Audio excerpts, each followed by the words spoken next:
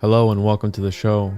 If you're enjoying it and want an ad-free experience, consider signing up for the Patreon, patreon.com/the101podcast. Get early access and exclusive content on there as well for less than the cost of a cup of coffee. Links to ways of supporting the show are in the description. Thank you so much for listening and enjoy this episode.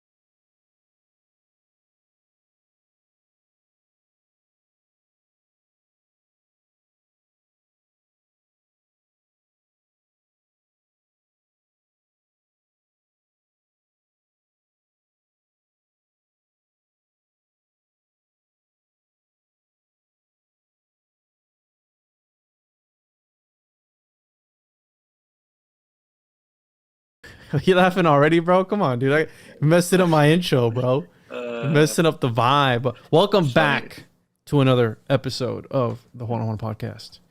And today we have a scholar with us. We have a very well-read individual. Not a first timer on the One-on-One podcast. And you some of you may know his brother. His brother is a local celebrity. And these two gentlemen, they're something else. Today we're joined by Professor Longo. What's up, dude? What's going on, man? How you doing? Doing all right. Before we get into it, let me plug some stuff that I forgot to plug yet. Make sure to get the Occultist Monday on my website, the101podcast.com. Make sure to get the Chosen Juan versus the Saturnian Cube comic book for $3.33 on my website, the101podcast.com. And also make sure to sign up for the Kickstarter for issue 2 that's coming out very soon. We're in the final stages as of this recording, and we will be plugging that on the social media. It'll be in the description, so make sure to sign up for the Kickstarter to support the show.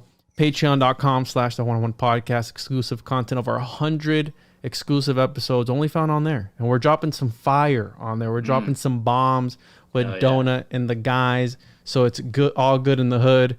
And take it away, Professor Longo. What do you want to tell the people about yourself, dude? What?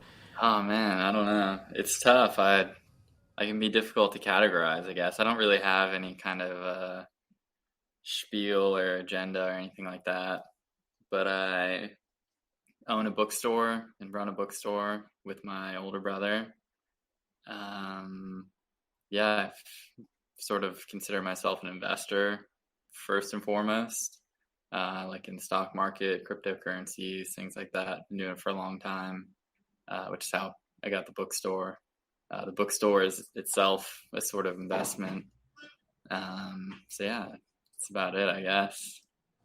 What are your thoughts? What are your thoughts on having to compete with the likes of Amazon? And how do you feel about him starting off selling books first, and then from that to launching phalluses into outer space and trying to conquer the universe? That's funny. Oh, sorry. Someone You're just good. walked in. Hi. No, we're not open. You're not open. No, I'm sorry. Okay, that's all right.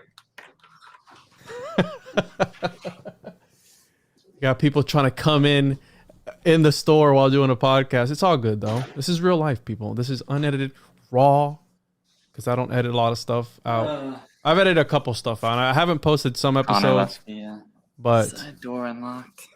it's all good. All right, here we are. 3. Anyways. All right, so back to the question. I'm writing down some timestamps here. Up there. So we have Jeff Bezos that was doing, first he started off with books. Right.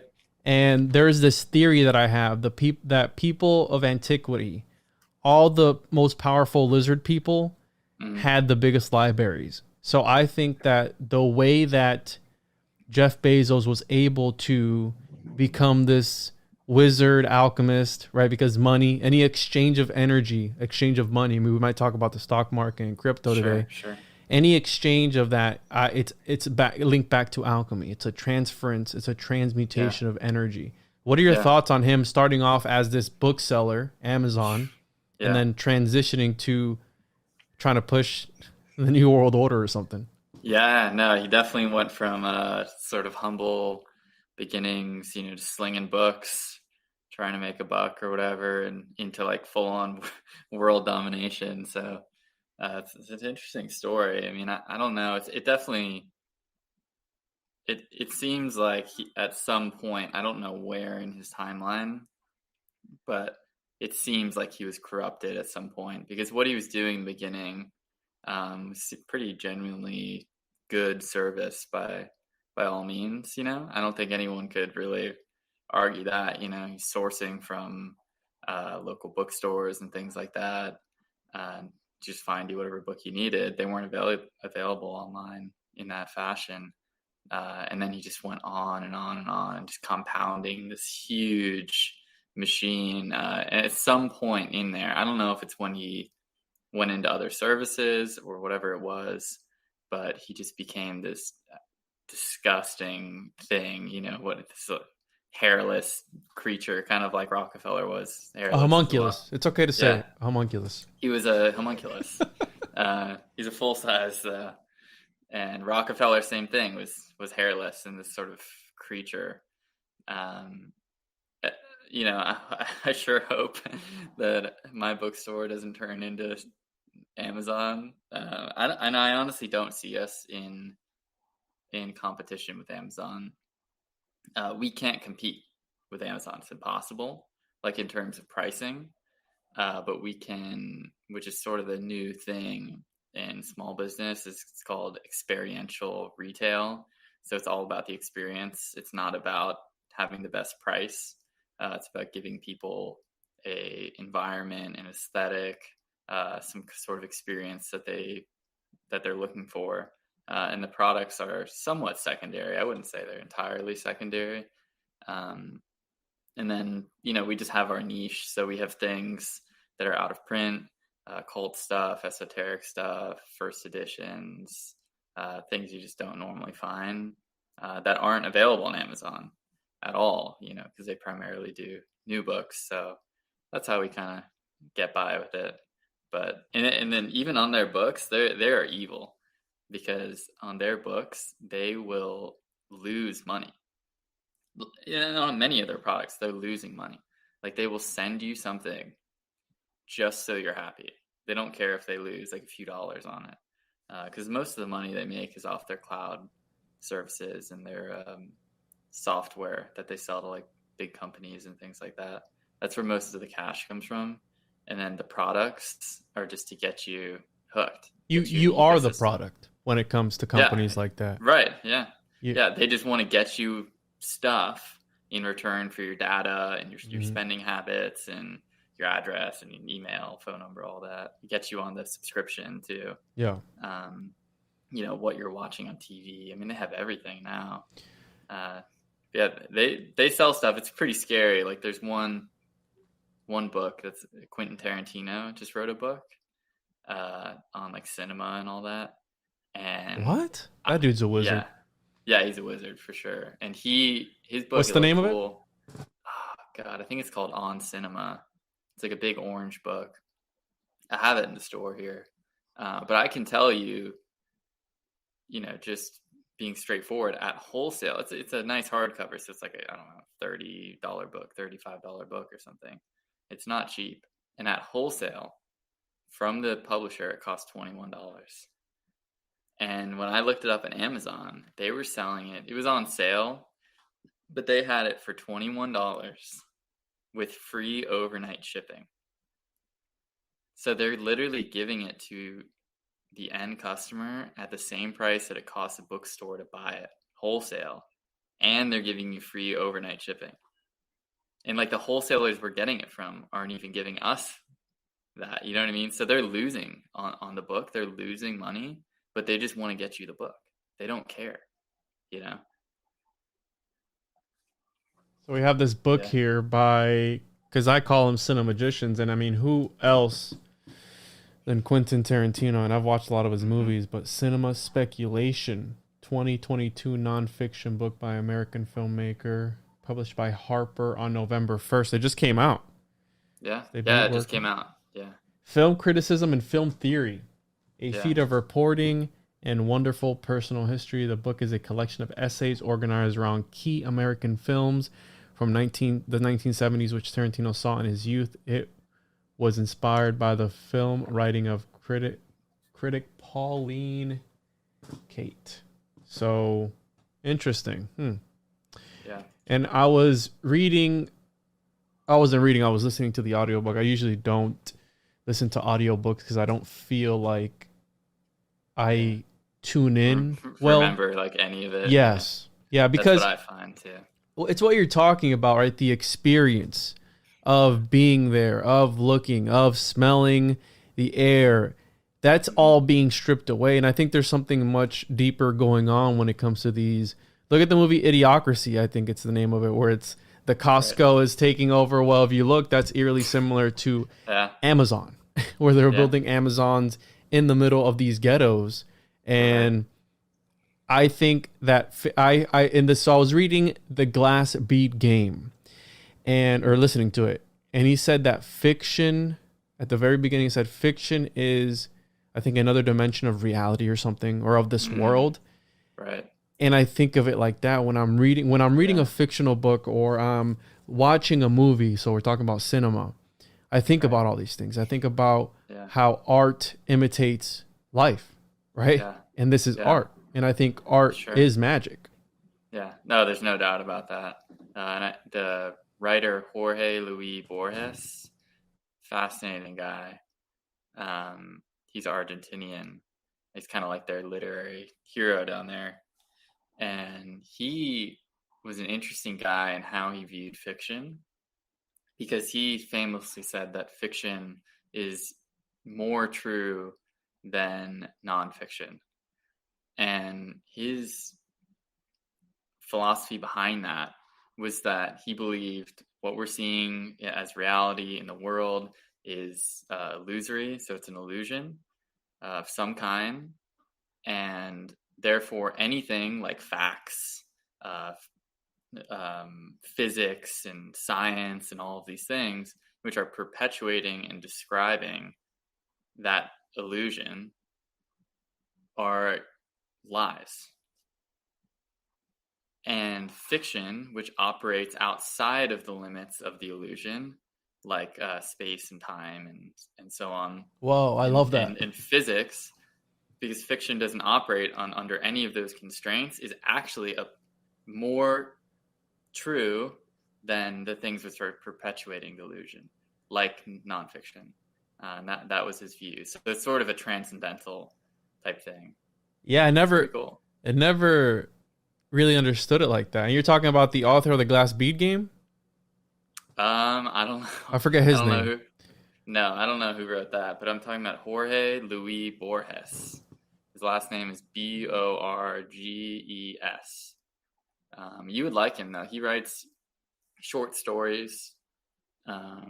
Mostly, a lot of them are Kabbalistic. They deal with labyrinths a lot. Oh, okay. I see him here. He's sort of obsessed with labyrinths and the mystical and the dream world and things like that. So I never that was his guy. take, though. Yeah, he's really good. Just check him out. Which book is he most famous for? Is it Fictions, 1944? Yeah, that's his most famous. Oh, did he write The Library of Babel? Is this the guy that wrote that? He did. book? Yeah. He wrote The Library of Babel. Yes. I know exactly who this guy is. I've ran into him before because of that story of The Library of Babel is really interesting. Sure, yeah. Yeah, he has a lot of very like paradoxical, sort of, I don't know, like mind bending stories, things that are very ironic and things like that. Yeah, that was his take, was that fiction is more true than nonfiction because it didn't operate under the constraints of the illusion of reality. I mean, I think you like to call it the Matrix or whatever, but Well, something like that. Fiction operates outside of all of that. It's transcendental. It's closer to some kind of source. I call it that because I think that's what people relate to the most. If I think everybody's at one point heard of the Matrix or Dark City, and these cerebral movies where I think that it goes back to Joseph Campbell and the hero, the hero's journey, where that talks to us on so many levels, and it talks to us because I think it goes back to our ancestral roots. And I think that information I've talked about on the show before is passed down genetically. Fears are passed down genetically. Right. Anything is really it's stored in I think that the Akashic records is our DNA. All these things that we hear about are our DNA, and people are able to somehow tap into, like you have a Manly P. Hall type of guy that unbelievable. Yeah. That they're able to construct these crazy mind palaces, and the way that they're able to weave in and out of them is amazing. And that's what really makes me want to up my game whenever I'm like learning about something. And what would you say about, because last time we were at the store, we were talking about the phenomenology, right? Where it's what's true to you, that experience is real to you. And that could be for anything in life. It could be a Bigfoot encounter, it could be a UFO encounter, it could be whatever. As long as it happened to you, it's real to you, right? Yeah. And the paradigm that we live in now is very much backwards, because we're sort of taught rationally to think that whatever is objective and can be stripped from our shared realities is what's true, when in reality those are very abstract, sort of abstract concepts. It's very, very much mental and conceptual, whereas your experience is intuitive. So it's firsthand, and one of the, a lot of, I think we talked about this last time too, with Rene Descartes and dualism, where that all stems from. That's sort of where our whole world starts forking, into like this super scientific, super rational, skeptical mindset. But the interesting thing about this, about the Cartesian philosophy, is there seems to be a hole in it, because his whole thing is cogito ergo sum, I think therefore I am, which is the cornerstone of his worldview. He was searching for some kind of solid bedrock cornerstone of which to build the rest of his phenomenology from. And he thought that the only thing that you can prove, or that you can't disprove, was yourself, the fact that you're thinking, but the thing that's interesting about that is that's not objective, right? Because you can't prove that I'm thinking, you know what I mean? Yeah. So the cornerstone itself is intuitive. We're part of each other's unreality. So I can't prove that you're a thinking thing. And that's that. I've talked about this before because I love Cartesian philosophy. Yeah. And the idea of the Boltzmann's brain, like these thought experiments of what if you are, and a lot of people don't like that idea of dehumanizing somebody, because if you call somebody an NPC or a construct of some sorts, it starts, I could see where it could be dehumanizing, but it is a,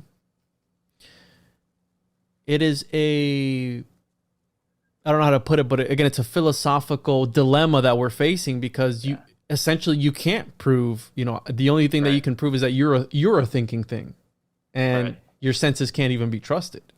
So and one of the definitions of mysticism is an emphasis on experience. An emphasis. Mysticism would be defined by me as a system which has an end goal of experience of the divine, basically of union with God, direct experience. That's a mystical system, and I think that's why a lot of people are seeking out these systems, whether it's through a society or individual practices, because there's not an emphasis on experience anymore. Yeah, there's not, and that's why that's how we get Amazon, we get all these where it's just a click of a button. And I don't know if that's a push towards this transhumanist agenda or this Black Mirror-esque world where everything is just you consume. We're faced with Black Friday, and then right after that you have Cyber Monday, and you have all these things. Oh wait, you forgot about a Small Business Saturday. Well, that's overlooked. You know what I'm saying? They want to eliminate those people because they're like, hey, you know what I mean? And in direct experience too is so important. I mean, one, because it teaches you to sort of think for yourself and be independent, which they definitely don't want. But then two is that in direct experience, there is an actual true and false. You see, because you either experienced it or you didn't, right? It was either hot or it wasn't. You either saw it or you didn't. Like you said, whether it's a cryptid, UFO, or it's just your everyday life, there is a actual true or false. There's not like this big long scale of opinion, which is what they want. They want everything to be up conjecture, up for debate. Maybe it was this, and it's like, if your emphasis is on experience, you sort of, set yourself up for success, really, because you have, parameters that you're working within. Something is true or it's not. And which is weird because people think that experience is so subjective. It's so speculative, which is the complete opposite. So it's very much paradoxical.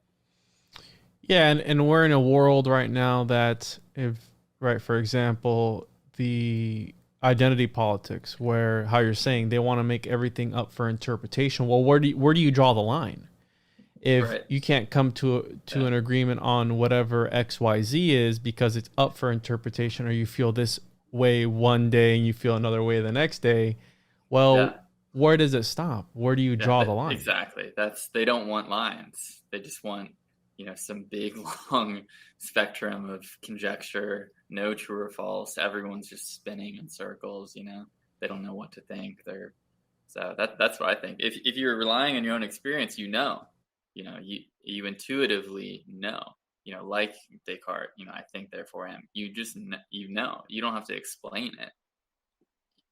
But it's tricky that they definitely want the emphasis on objectivity, science, rationalism, and sort of group thought, like you said, and post-structuralism, which is everything's a social construct and all of that.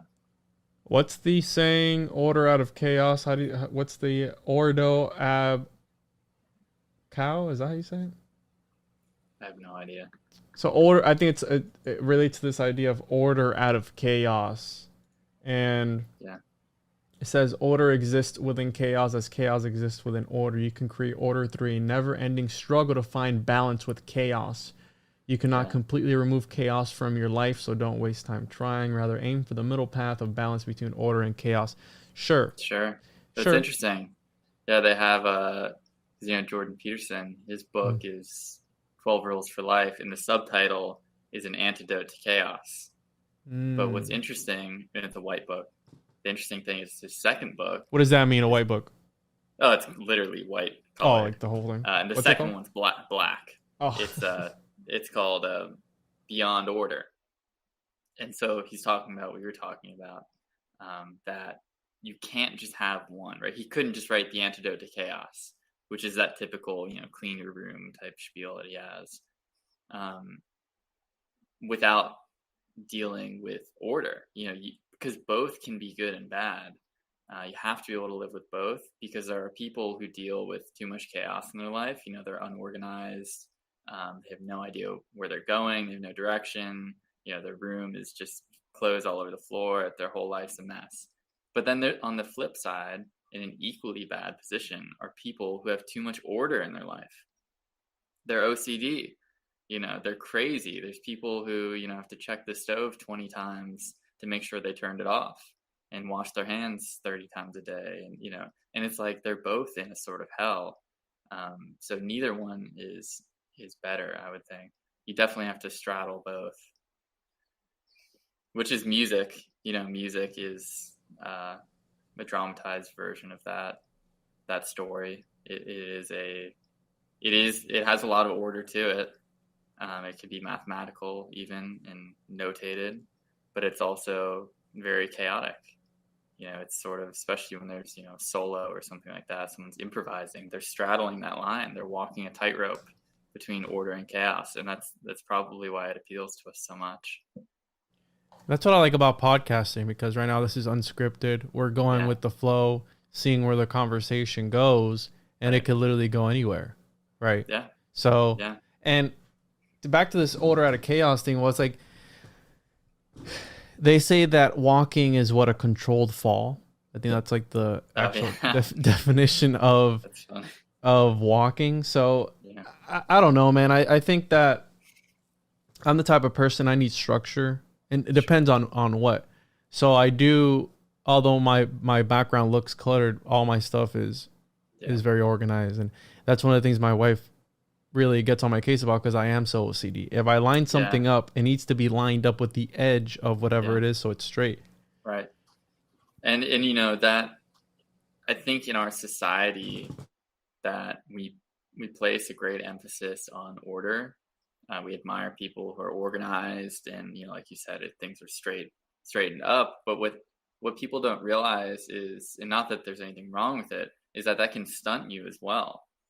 So it can make you not be creative, not be artistic, because you're sort of overthinking, you can't free yourself up, you can't make mistakes, that sort of thing. So order and chaos are both good and bad. It's totally the yin and yang thing. Yeah, dude, I never thought about it like that, because if you confine yourself to one box, if you confine yourself to that cube, then you're right. That's the whole saying, think outside the box. And if you don't push yourself to be uncomfortable, like for example, myself and doing live shows. Well, if I never do the live shows, I'm not going to step out of my comfort zone to be able to do it. So, and for someone who, considers himself sort of OCD, doing something live is probably a big task for you, whereas other people who are super laid back, it's easy for them, but doing things that are structured is much more difficult. So I think it's a constant struggle for everyone. Is sort of straddling that line, between like a organizer and artist.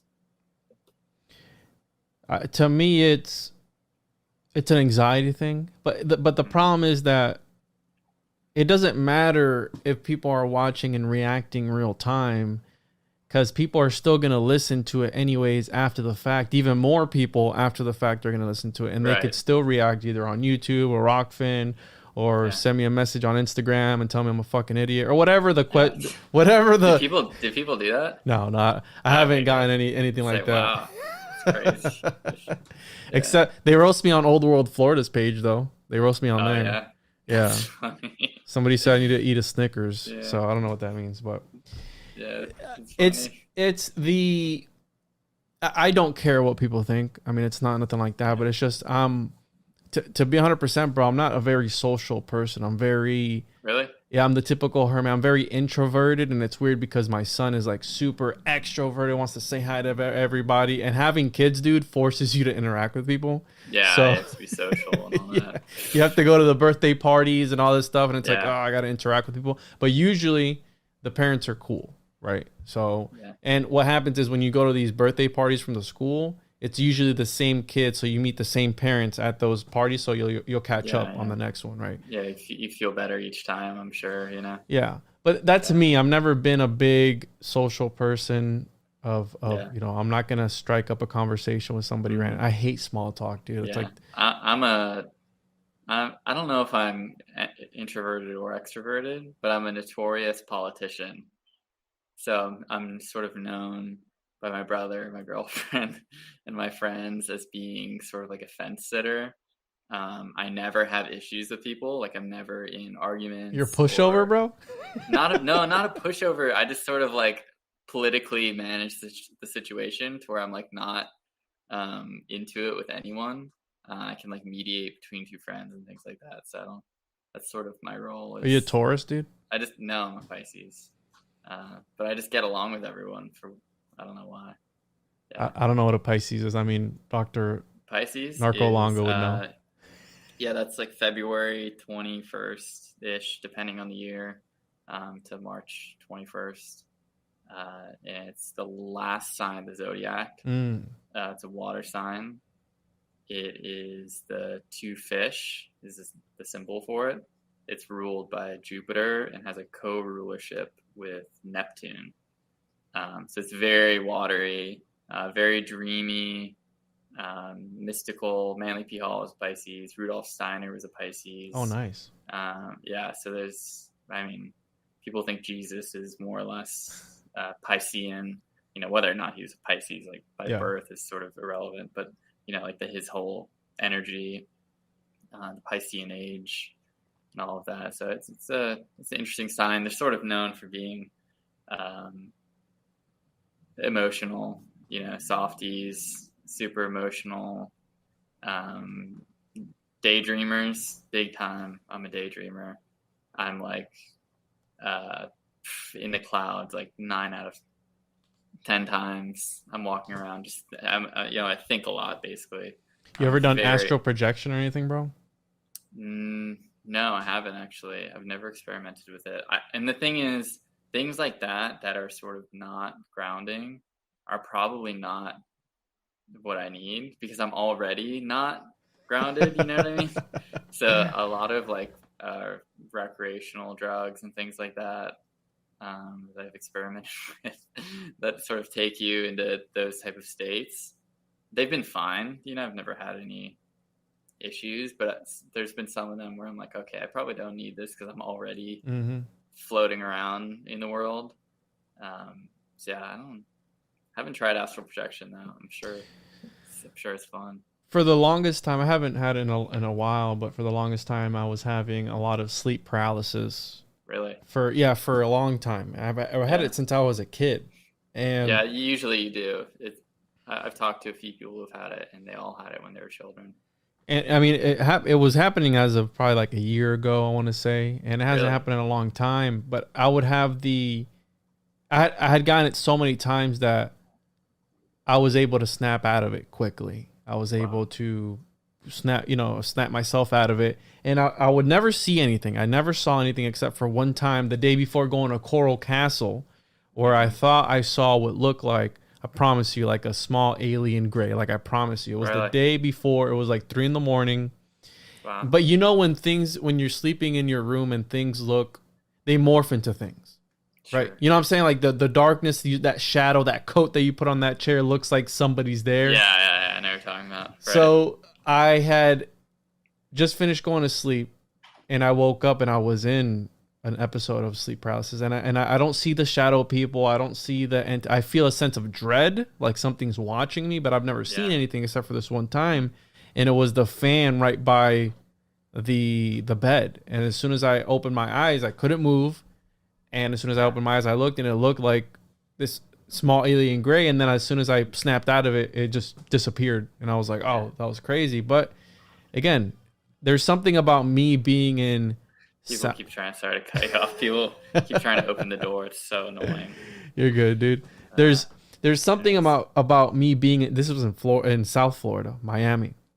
Yeah. There's something, I think it's the 29th parallel or one of those parallels. There's something about me being near that parallel that just, dude, it makes me feel like it drains my energy. I feel so weird. It like repels me. I hate being there. It depresses me. Like, I don't know. How south do you mean? So Homestead. If you're in Palm Beach? Homestead. Yeah, you mean like all the way down? Yeah. I understand. I don't know what it is about it, dude, but I just cannot stand being there. And that's where Coral Castle is. And you have that whole lore of that, how he built that. But it's something about being next to that parallel that just throws me off. And it always has. And your brother posted this thing on his Instagram the other day about a UFO. Well, I saw I chalked it up to it being a bird. I was like, oh, look, something just dove behind the trees over there. That it was a bird. And then your brother posted that picture of some UFOs in Homestead. I was in Homestead when I saw it.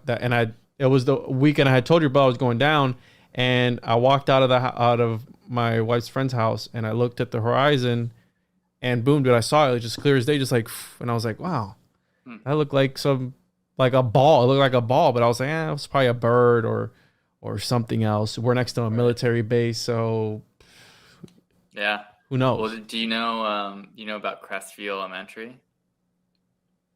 No, here in Florida? Yeah, so it's actually in Opelika. Oh, I know we've talked about before, but I won't get into all that history. But Crestview I believe it was in the 1970s. It's one of the most compelling UFO sightings in history.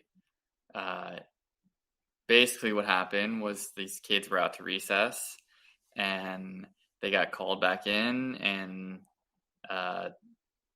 whether it's dramatized or not, I don't know, but one of the last kids coming in, and the teacher that was calling them in, looked up and saw a humongous craft in the sky hanging over the school, and they freaked out. But the teacher was like, oh, it's kind of like what you said. Oh, there's a base nearby, whatever, go back to class. And the next day at the same time during recess, I believe it was 3 crafts came down and put on like a full-on air show, like tricks. They're like coming by like right over the trees. I mean, this is like right over the school. And like the articles you're pulling up, the whole school saw it. I mean, we're talking people that are still alive, first of all. Kids that are, 5 years old all the way up to like middle school age. When you're 12 or 13 years old, you know what you're seeing. You're not that young. And the staff, the teachers saw it as well. And everyone had the same account. So then that was sort of in that same area. Yeah, Miami-Dade. So there's no shortage of UFOs in Homestead and Miami, and where you experienced one. Well, that and when you go to Coral Castle, he's got that little alien face in the stone right next to the seat, whatever. He looks like an alien, and straight up, dude. A homunculus, like 5 foot, 4'10" or something. So you said that it isn't Florida ruled by Pisces as well, the fish? Yeah. And it is. I've heard that. So the zodiac is a pathway for like the soul, right? And they say that it enters through the first sign, which I don't know astrology. That's why I talked to your brother. But it goes in through the first sign and exits out of the last sign, which is Pisces. And I've heard people say that Florida is best for manifestation. I've heard that. And I've also heard that people believe that people in Florida are in another dimension. Yeah, that's hilarious. Well, they're also, like you said, it's the path of the soul, to death. And this is where people go to die. They come to Florida, they retire, and they die here. And it is ruled by the last sign. So they're sort of on their way out, like you said. And you said it has a co-house with Jupiter. We have Jupiter, Florida. So hear me out, dude. So I have this thing that I've been Neptune. So it's Jupiter and Neptune rule Pisces, and we have a Neptune beach also. I have this theory that I've been working on because I think it goes back to the Chariot card with Crowley. It's the Full Metal Alchemist that they're transmuting reality in real time. Well, check it out. So I think that the locomotive is associated with alchemy, because if you think about the locomotive, what's happening, and look at the robber barons that founded Florida. You have Henry Flagler, Henry Plant. Well, if you understand the locomotive, it's an alchemical process that's happening within the locomotive, exchange of energy. So taking the coal and burning it to create other energy to have this full metal thing going. And if you read the story of Daedalus and you understand that the whole connection with Almada and all this stuff and the automata and how they enchant these pieces of metal, these suits of armor in order to warp people's perceptions. They're talismanic. Yes. Sure. So I think that if you look at Florida, you can think of it as an alchemical flask, because what happens? People come in and they are processed. They go through an alchemical exchange and they are processed to that next level of existence, which is death. And I have a buddy of mine who he does this thing called Tarot Tories, and Florida, he associates it with the death card. Yeah. Coincidental. Scorpio. Yeah. That's interesting. I could see that. And what's funny is to sort of connect the two things.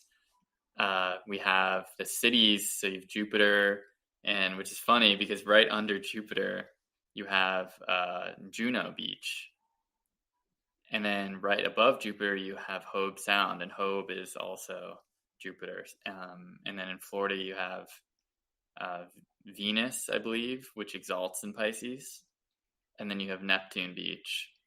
So it has all the cities that rule Pisces, all the planets that rule Pisces are cities in Florida.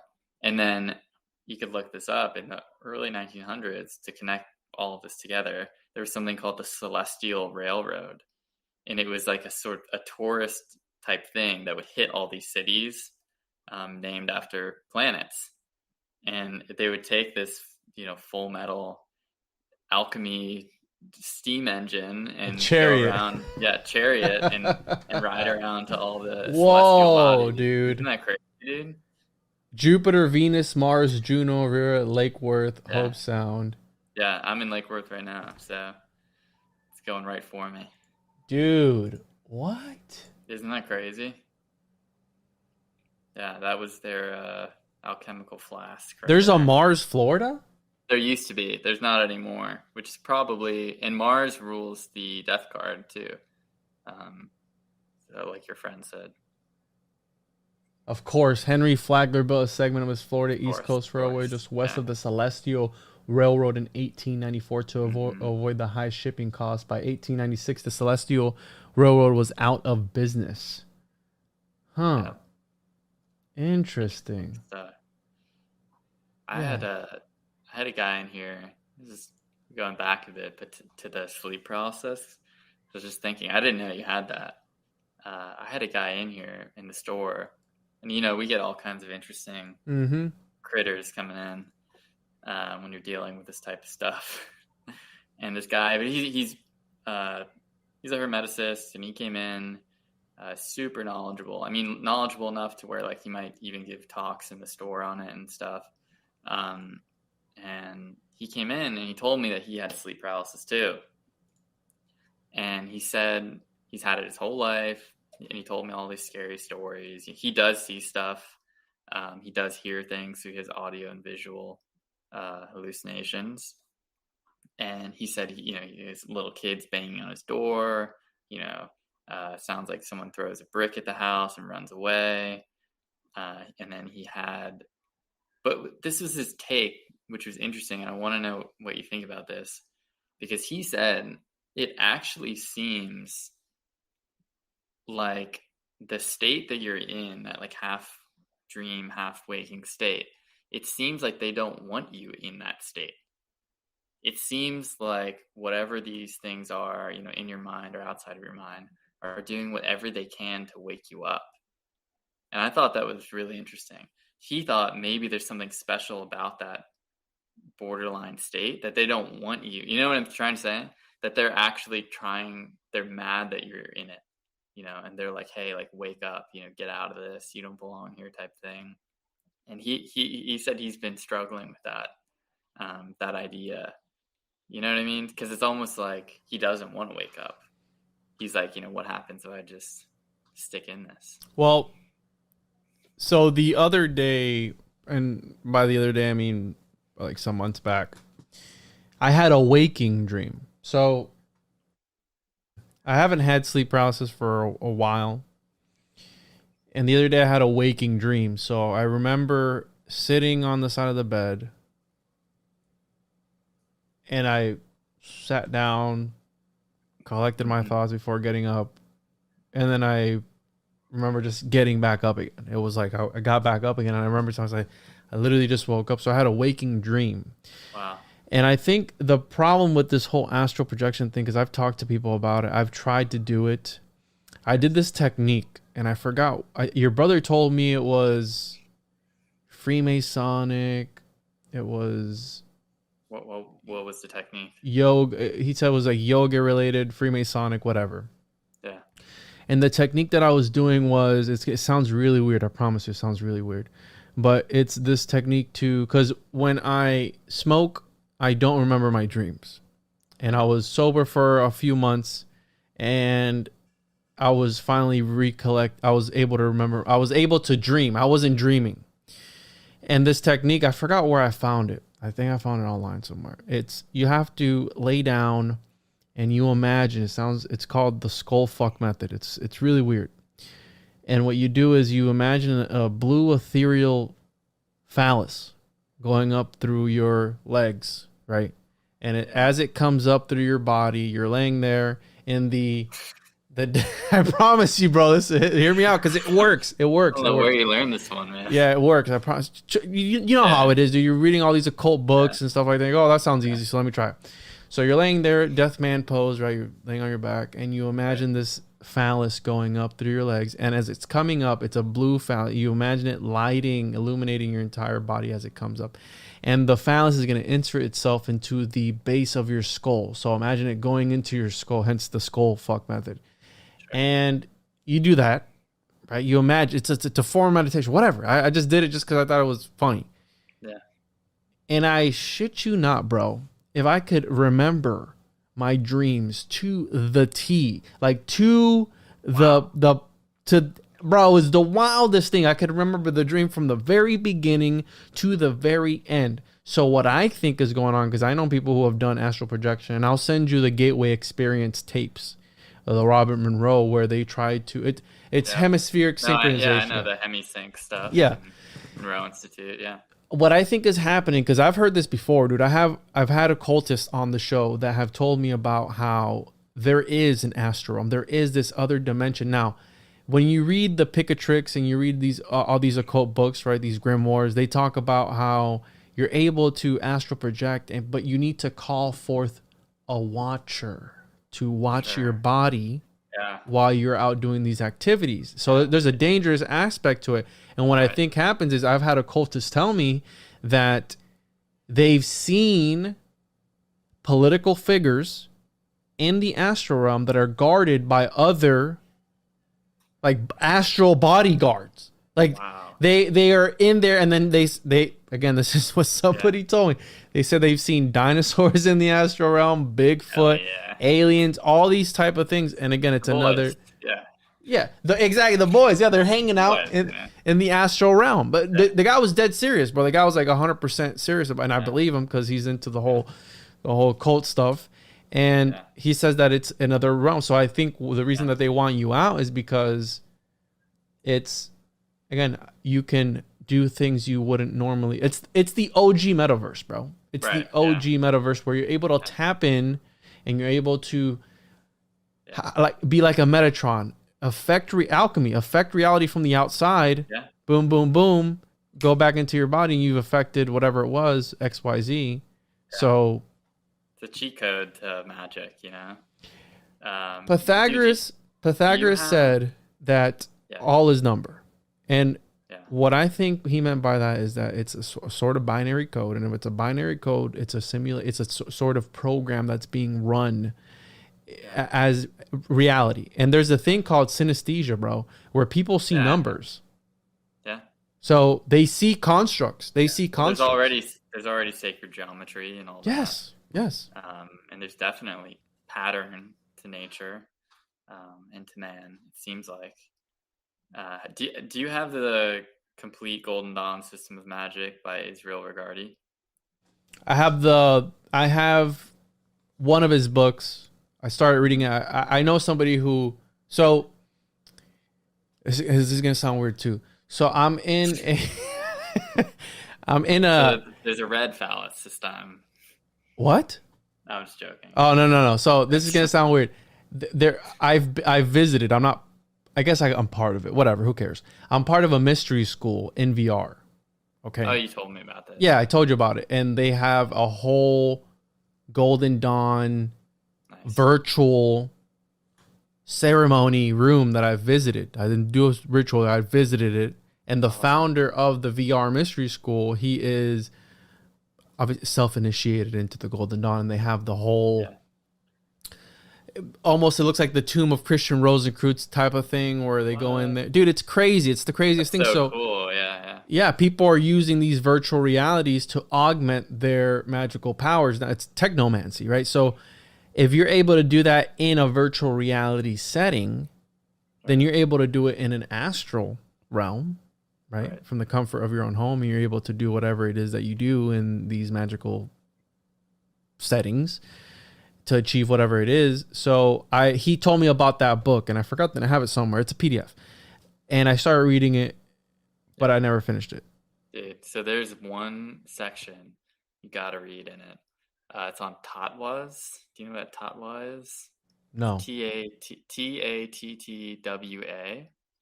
I think it comes from Hinduism. Pretty sure. Don't cite me on that.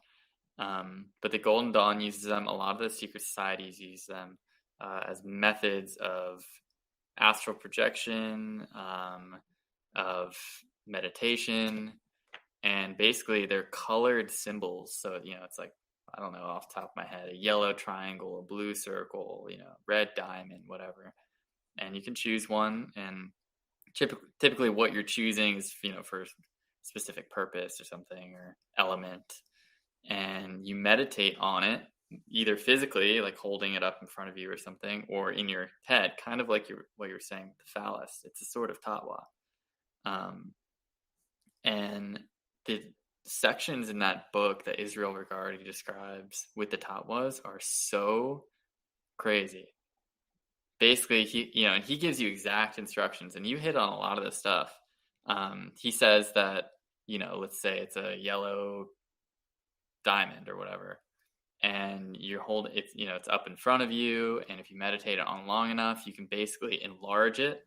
So it's a small diamond, and then it's getting bigger and bigger in your mind until you go inside of it. You literally you climb into the diamond, and then you're in a astral world. And he said that you will encounter, like you said, what I believe he called it the guardian of the threshold, which is a tour guide, if you will. Or bodyguard is how you described it. A psychopomp. Something, they will basically greet you and say, hey, welcome. And he said that there can be false guides. And I know that can be a paranoia when doing that sort of stuff of being tricked. But he said that there absolutely can be false guides, and you have to know what you're doing. In his case, he said you have to be able to give the sign of your grade. Or maybe it's a sign of your element. So, if I'm a Pisces, I would give the water sign, which is like that. And that if it didn't know the proper sign to give back, that it was sort of the only test you needed to do. And he goes on and on describing this world that you go into. And it just reminded me of what you were talking about. But the Tawas are crazy, man. Like when you look into them. I think this is what you're talking about, because I went in here and I didn't know what it was, and he was talking about how every shade means a certain thing. Like every shade is because it was weird. It looked off, and every shade it's meant to do something like that. And now that you're mentioning this, because I don't know what you're talking about. Like this is the first time I'm learning about it. But it's really fascinating because it goes back to why is the matrix code green? Well, there are some people who are able to quite literally see that. And not only that, but I think that light and the color spectrum, like the whole thing with Pink Floyd and the diamond, the pyramid and how it bends light. Right. Light is so important when it comes to our reality. And there's 7 chakras. It is our reality. Exactly. It is our perceivable reality. Yeah. And here I was in this temple that they use for Golden Dawn rituals, and it's all in VR, dude. I mean, it's a full replica. They have the chalice, they have the daggers, they have all the stuff. And I was literally Morpheus in this. I was Morpheus interviewing a frog. So I'm not kidding when I say doing the Lord's work here. Doing the Lord's work, because again, that's what we do here at the One-on-One Podcast. We get down in the trenches so you don't have to, and we show you these things.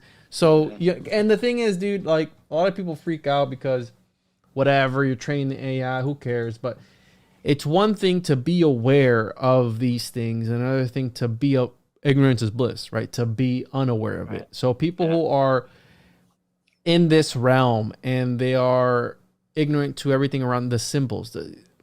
The symbols are the language of the soul, man. They speak to us. Manipulated. Yeah. Exactly. Yeah. Or you, of course. So it goes both ways. Either you're being manipulated, or not that you're manipulating. It's the force, bro. You use it for good or for evil. Yeah, exactly. So, but at least that you're aware of it, and you can use it for good. Just like magic. Magic gets a bad rap, but of course it's mostly used for good. It's just maybe not that interesting when it's being used for good. It doesn't make for a good story or something. Scary story. So I had never heard about this, but I think this is where I was. That's what that's used for. So it's mandalas in order to transport the soul, and I think that's what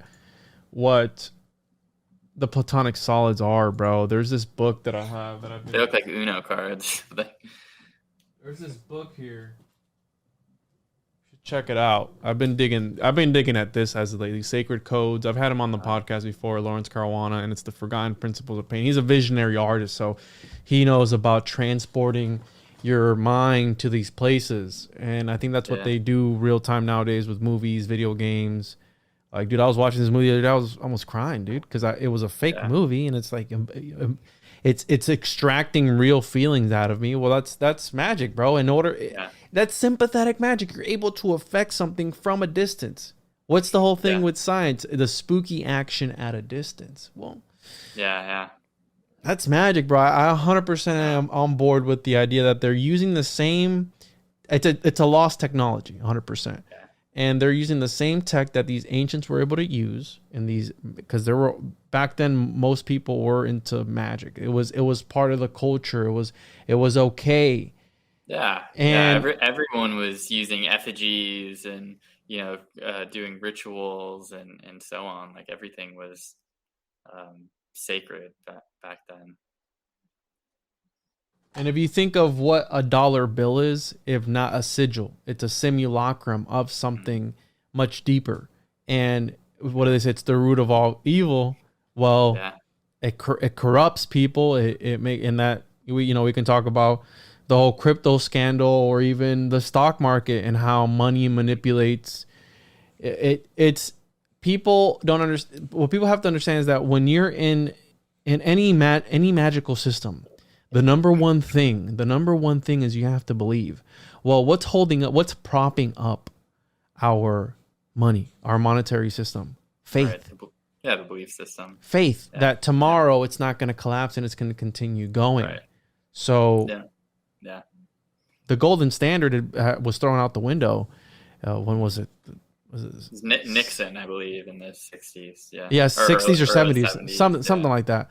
Point being that it's literally they can print as much as they want when they want. So where's the value in that? Where's the intrinsic value in that if you can just print more of it whenever you want, and that's it. You know what I'm saying? So there's no intrinsic value. Of course the theory is that it's backed by the full faith and credit in strength of the United States government. Oh, it's an IOU. Yeah, it's an IOU. And that is its value, is just that it's a receipt from the most powerful organization in probably world history. So one of the things about the US dollar that's tricky is that it is a completely terrible currency and system, but it's also the least bad out of all the currencies and systems that are in existence right now, not excluding maybe like crypto and other things, because at least it's backed by the most powerful government, whereas the other ones, other countries are backed by like hilarious governments that have literally nothing. And then so it's complicated, because even when we have, because it's all relative, it's all exchange rates between currencies. So the dollar, its value is drawn from its exchange for goods or exchange for other currencies. And as long as the other currencies are doing worse, which they are, like inflation in the United Kingdom is much worse than inflation in the United States, then it's still a strong dollar. So it's very mind manipulating, because people will be like, oh, well, inflation's so bad. And of course it is. I mean, it's terrible. And it's done on purpose. But it's also not as bad as other countries right now. So we're in this weird state where it's like our system's terrible, but it's way better than the other ones, sort of deal, and I think that's what keeps it going, is that everyone else is still worse, and you can make the case that maybe some of the currencies like the ruble, where the country's sort of like nationalized and cut off global ties, it might be a bit stronger.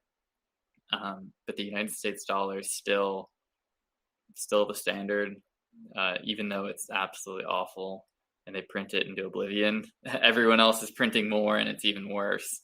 So it's really I don't know, between a rock and a hard place type situation. But think about, because it's all about power, it's all about control. We're talking about the occult here. I 100% believe that they use these sigils. Did you know about something called, and I keep forgetting the name, but Exertus brought it up backstage while we were waiting to get set up for a podcast, and it was talking about in Cambodia or something, there is something called devil bucks or devil money, where it's this money that it has a bunch of sigils and stuff on it, and they burn it in hopes that these entities on these bills. So apparently it has a bunch of people who have gone to hell. It's really fucked up.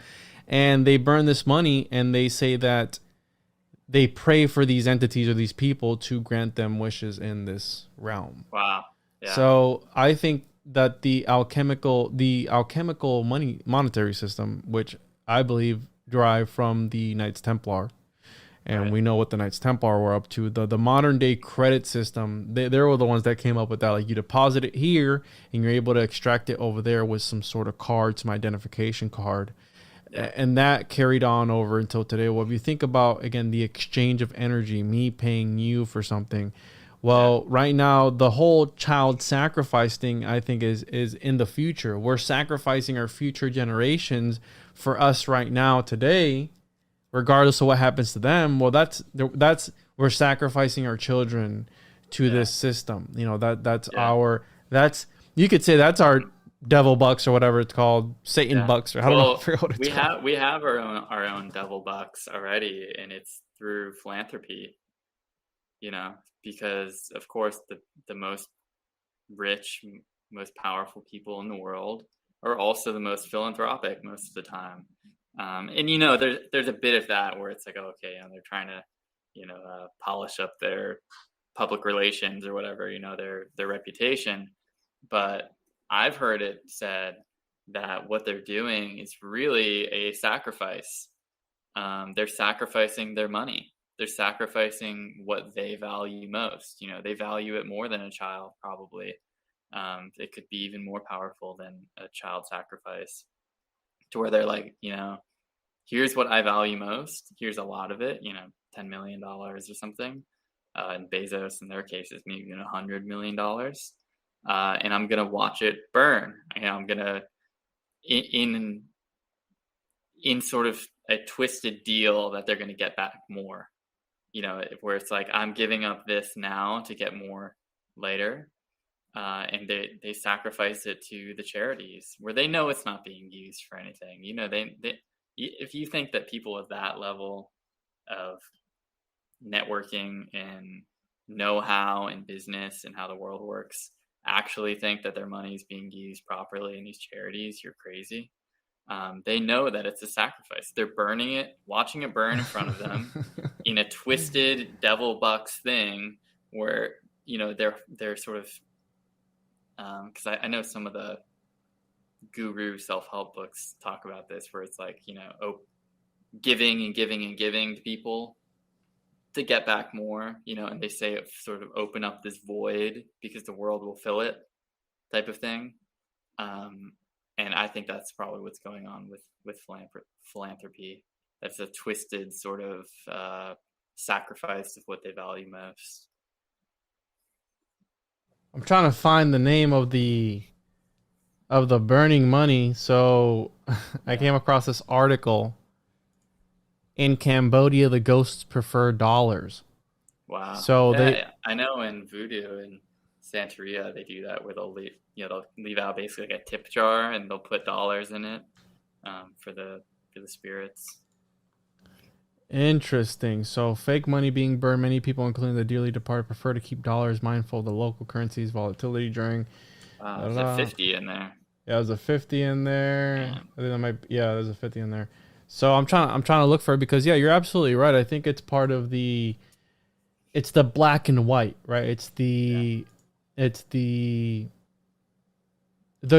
and yang. The good has to outweigh the evil that they do, and by them, because a lot of these people, they understand too that no matter how they can be as evil as they can be, and they still achieve some sort of divinity by transgression. Right, but it doesn't matter what you do, or it's the whole "do what thou wilt" type of thing. Yeah. As of recently, we have the whole Balenciaga, the scandal and controversy on the internet. The conspiracies are going crazy about that, but we know it's like that this stuff is going on in the world, and people still choose to turn a blind eye towards it. But like how we mentioned at the beginning, is like, where does it stop? Is it ever going to stop? What are we able to do? Because people who speak out against it, we know what happens to them, right? I mean, I call it flying too close to the sun. There's been certain researchers that talk about you can't talk about certain things in the community, or else you get outed and you, again, stuff happens. So that's besides the point, but I'm saying that, you're absolutely right about these people giving up this offering. And I think philanthropy is black magic. I think it really is. I think it's a sacrifice. I think that's what they value most. And they're sacrificing it to the altar of, fake goodwill, basically. They know that it's not getting anything done. They know they're not curing, some disease in Africa or something, or whatever it is that they're giving to. It's all BS. I mean, of course, it's a tax write-off too, but on top of that, I think it is a black magic strategy, I think. Yeah, and I think that these people understand that, and that's the whole thing with the money, right? Why so much of it? We talked about Bezos at the beginning. You have Elon Musk, which I think is I like the way my friend puts it. He's a construct. I think these people understand how you're saying that they are in some sort of metaverse, and that's why they use all this money. It doesn't matter to them because it's a real life monopoly, and I think that the use of sympathetic magic is real, and I'm digging into the origins of chess, because speaking on the Enochian system, you know about Enochian chess? Chess? Enochian chess. No, I mean, I know about Enochian, but I don't know anything about Enochian chess. Yeah, so there's this thing called Enochian chess, and it's a chess. I'm looking into it, but what I want to relate the concept of the game of chess as some sort of sympathetic tool for sympathetic magic, where you use it as a simulacrum of the real world, and you play a Game of Thrones in a way. Wow. And if you look at, they don't know the origins of chess. They don't know where it started. There's similar games all throughout history, but if you think about similar with the tarot, with tarot cards, they don't know where that started. Most likely because it was just held within society, mystery schools and secret societies. Probably chess was too, alongside those. And they have no idea. It pops up in the Renaissance, and before that, no clue. Well, and that's the thing. I think that royalty was using it in order to, right? You have the pawns. You have a hierarchy, a caste system within the actual game, and it's a game of. If you really look at it, it's like a game of ascension. It's almost like an occulted. What if? Because your brother and I have talked about it, where they use these buildings. And the wooden floors, if you follow the same steps as somebody who came before you, you're able to unlock something, right? Something happens. Well, what if by playing this game and you unlock a certain set of moves, you're able to key in your brain or something. Yeah, something happens. The gears turn, yeah. If you look at if you look at all the greatest players, right? They build these crazy mind palaces, and they're super. They remember all these crazy things. Well, it's like, again, I'm looking into also the origins of golf, and I've come across this idea. Trust me, bro. Whenever I'm open minded. Don't worry. Whenever I look at something and you start to connect the dots, it's like there's something occultic behind it. And I came across. Look at Sorry, you can go first. I came across this idea that the game of golf is actually a religion, like an ancient religion. And that the golf clubs were actually staffs, and they were playing golf hidden in plain sight, when they were actually doing like a sort of mass. Well, if you think about where they play golf nowadays, especially well, right there, dude. If you they're trampling, what I'm saying, they're using the same thing, where these ancient people did their ceremonies and their burial sites and stuff like that, and they're literally playing. They're doing they're practicing a religion on top of that. If you look at it, it's what do they call it, the game of the wealthy or whatever, and it's super boring, and it's super big. Tiger Woods. Well, if you think about alchemical symbolism, you know what I'm saying, like the tiger, the lion. Tiger, I don't know, bro. Trying to think if I can. Well, so I played lacrosse growing up. So did Dr. Longo. And lacrosse has really interesting origins. It originated it's a Native American sport.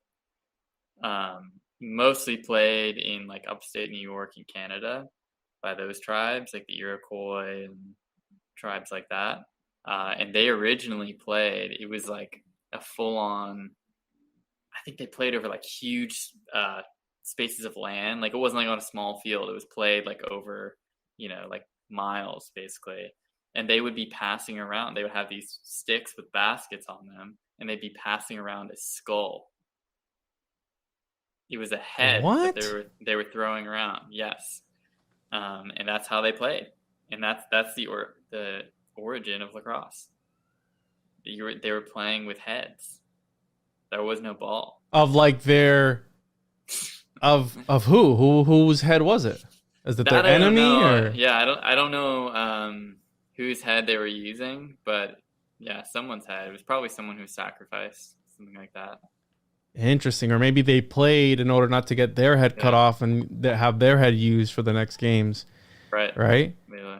That's interesting, because you think about, a lot of people don't understand again, it goes back to this idea of the occult, where people don't understand what they're practicing, literally, because when you go to practice for a sport, you're practicing the sport, to get better at it.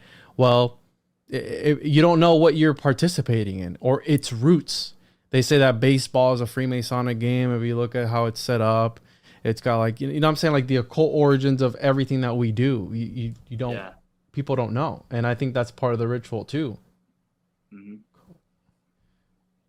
And if you think about the amount of energy, because I think it all goes back to energy and the mining of energy. If you think about the energy that's mined at these super bowls and these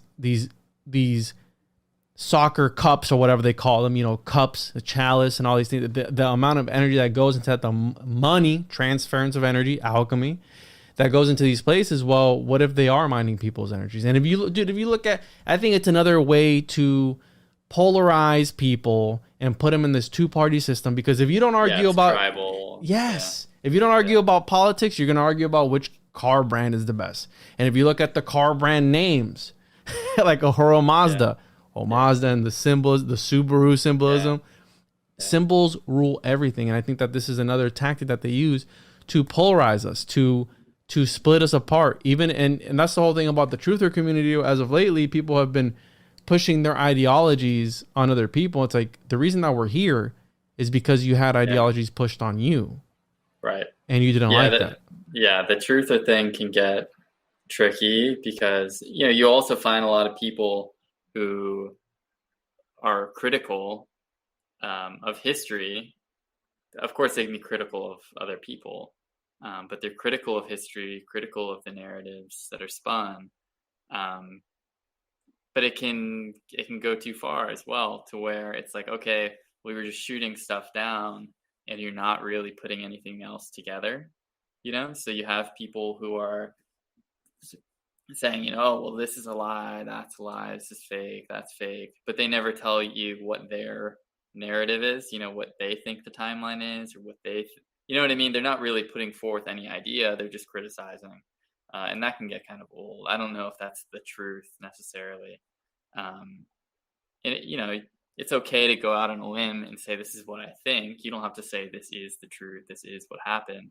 But I'd like to see more people in that community come out and give what they think happened, you know, whether it's the United States history or world history, instead of just sitting there and being like, oh, this building wasn't built when it was built.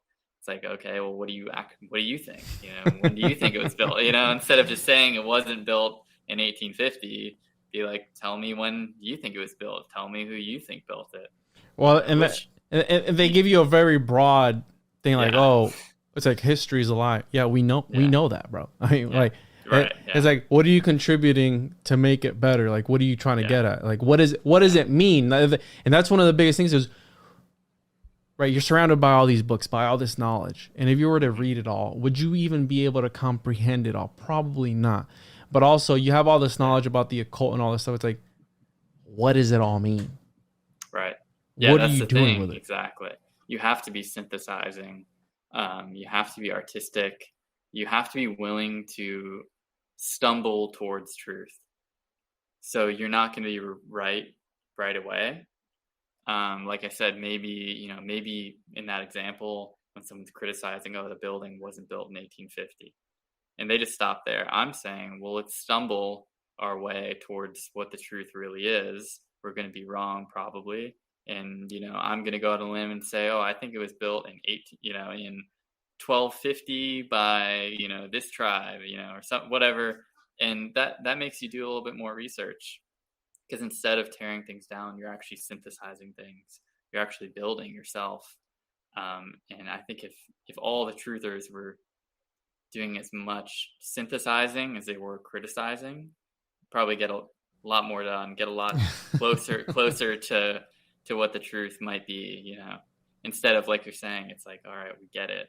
You know, there's a lot of lies, but what are the truths, you know? Or what are you doing to combat that? Or, you know, awake.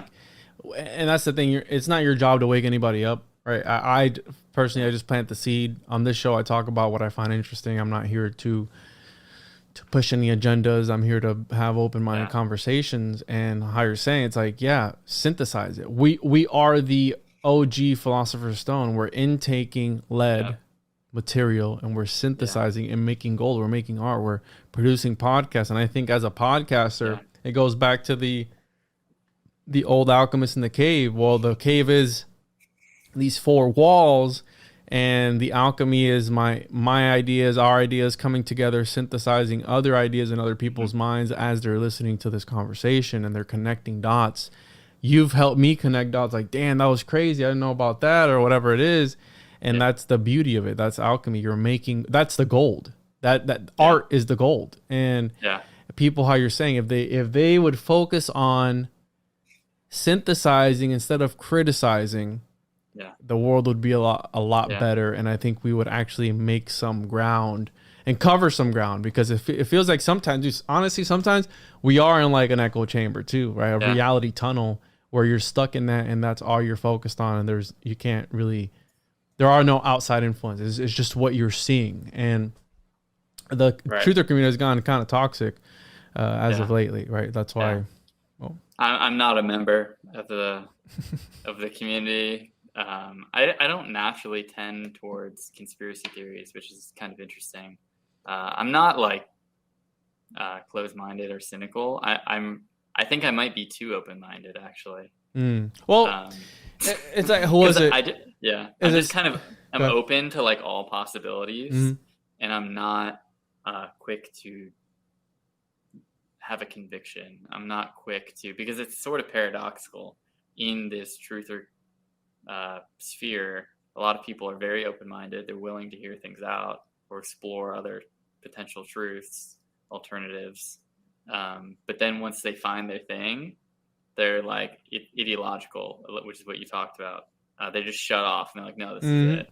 And it's like, I think that I'm actually too open-minded to do some of that.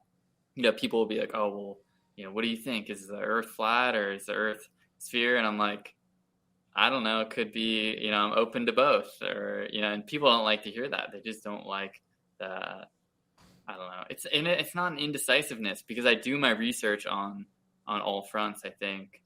But it's just, I don't like pretending that I know, you know, with some super strong conviction. And I like just remaining sort of open-minded and exploring all routes. And I think that our society is so binary. It's so, you know, you either believe or you don't. You can't just be like, I'm open to that possibility. So that can't be your answer. You have to, because then they'll be like, oh, so no. Yeah, because they assume. But I forget who was it, either Aristotle or Socrates, that said it's the mark of an educated man to be able to entertain ideas without accepting them. And that's where I stand. I look at these topics as how Terence McKenna puts it. They're like toys with ideas and thoughts, and you just manipulate them and you put them right back. Well, because that's the thing. It's very easy. How you're saying, people will assume by us just talking about this that we automatically accept it, right? Yeah. But it's like, no, you're just trying to understand. You're open-minded, and I reserve the right to change my mind too, right? If I'm wrong about something, or if I learn something new, damn, you're right about that. Like, whatever. Like, you know, I'll vouch for that or whatever it is. But yeah, dude, and it's, if you really think about it, dude, we're just ideas fighting with one another. Like, I don't like the way it's the marketplace of ideas, you know. Yeah, that's all it is. And if we are able to, I don't think we're ever going to come together, because there's just too many different ways people can interpret things. And that's the beautiful thing about life too, that you can interpret the same thing 5 different ways. So, and I think that's part of the alchemical process too, because there's different steps. There's 7 steps. And if you look at the 7, I mean, that's the whole thing with existence, with any major religion, how we mentioned earlier, like the colors, sounds, the musical notes, all these different things. Well, there's steps to it. So maybe we won't get to the same idea today, but who knows if we're maybe kind of get to this close ground. Yeah, that's why I said stumbling towards truth. That's just the phrase I like the best. Stumbling towards, you know, we're going to be so wrong along the way. You know, we're putting ourselves out there, taking a risk, you know, by taking some sort of position, and by having different positions, like you're saying, for sort of being divided. But eventually we get slowly towards the truth. And I don't know if you know Maimonides. He was a Jewish philosopher. No, never heard of him. His whole thing was that he said since creation is vast and complex, and God's will is beyond human understanding, and he sort of defined God as all human perspectives put together, like a full circle. Like if you lined up every human in a huge circle and just had all of their points of view combined into one thing, that would be God in his definition. And so he thought that the goal of biblical interpretation should be to maximize the possible interpretations, which is very different than most scholars. Maimonides was a really interesting guy.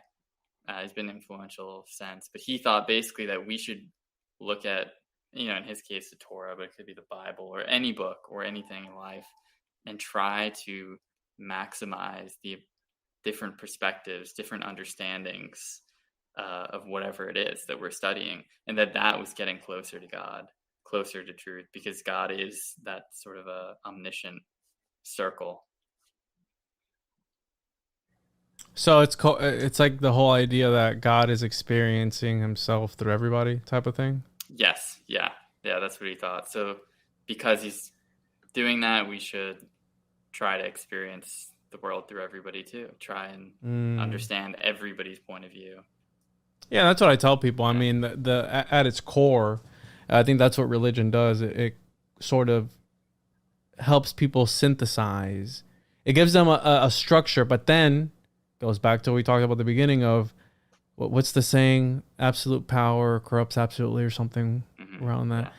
Yeah. You start to have that greed in the organization, and people start to push certain ideologies. And now, how many denominations is it of Christianity nowadays? Like 100,000 or some. Oh my God! Like 30-something thousand, whatever. Yeah. A crazy number, because again, they can't even agree on one thing, because they're interpreting this ancient scripture 100,000 different ways. So like that one detail that changes from this sect to the next.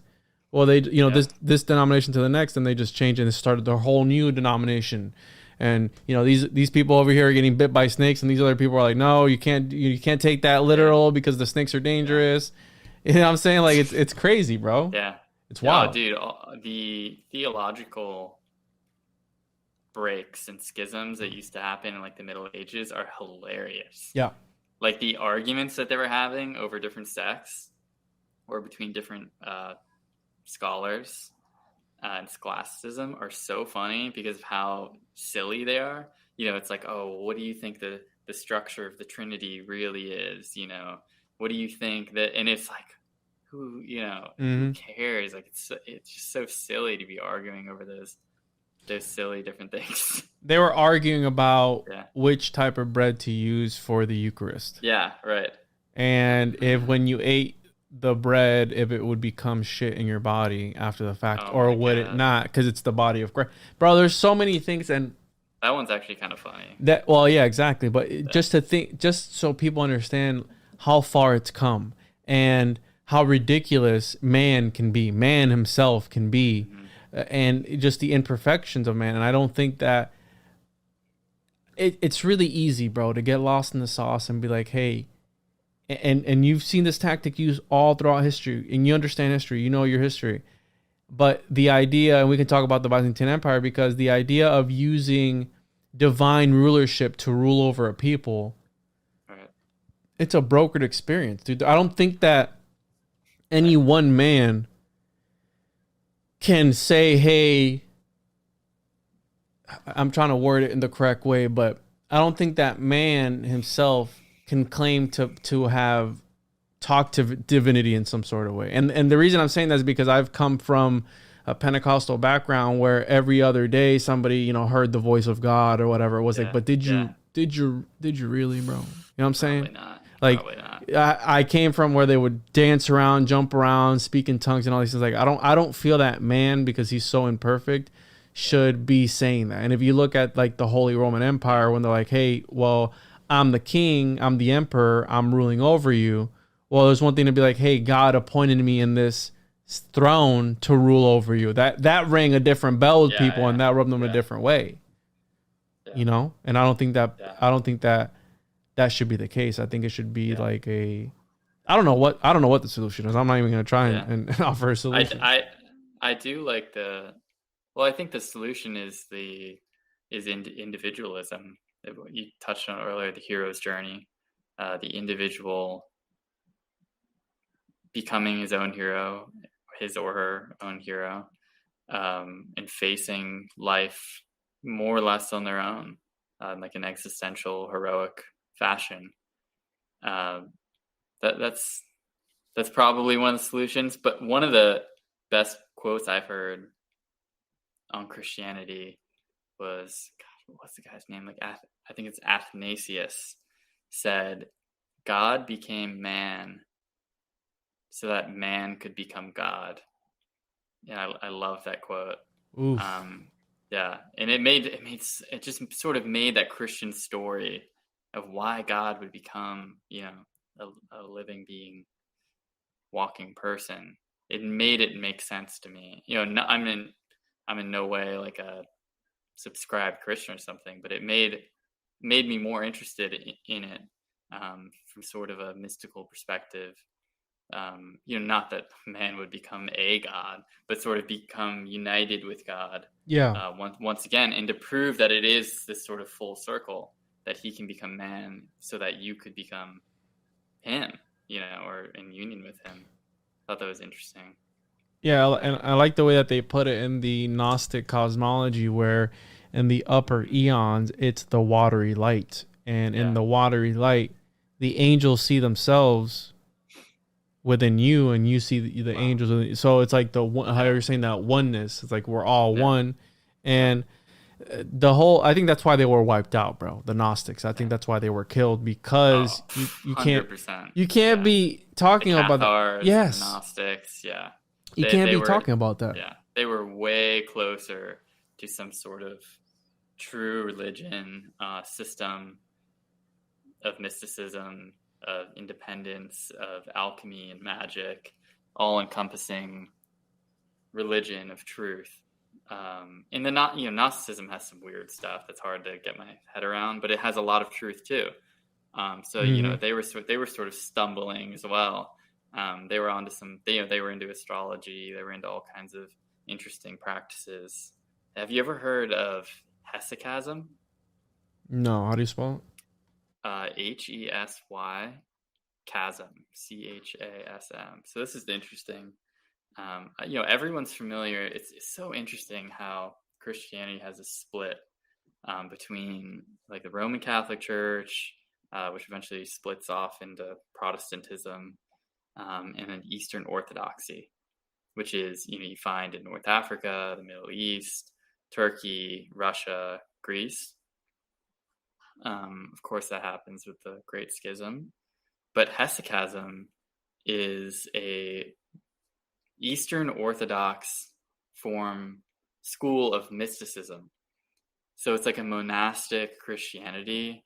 It takes aspects from Kabbalah, from Sufism, from Gnosticism. It shares a lot with Gnosticism, and it's still going today. Their central text is the Philokalia. It's in English, it's a 4-book set. We have it in the store. Really, really interesting. Nobody in the West talks about hesychasm. You'll hear about Gnosticism all the time, all these other things. Nobody talks about hesychasm, and it makes you wonder why. Most people don't talk about Eastern Orthodox religion at all. Which again, what's going on with that? If you talk to most Christians and ask them some questions about orthodoxy, they don't even know, some of them, that it exists. But then, let alone that it's thriving, that their practitioners are still going today. In Russia, it's of course the biggest religion, in Greece and other areas, and it's much more mystical, Eastern Orthodoxy. So they have hesychasm, which is like their very mystical sect, almost like Sufism is in Islam. But their version of Christianity as a whole is much more mystical. It has, there's less reliance on the church, more emphasis on direct experience of God or working towards union with God, on meditation, mantras. It's very interesting, worth looking into, I would say. They have no tradition of scholasticism. I never heard. This is the first time I'm hearing about this. So it's a sort of. So I'm seeing the practices here. So it's a sort of internal. So you have an alchemical process. So purification. Yeah. You have illumination.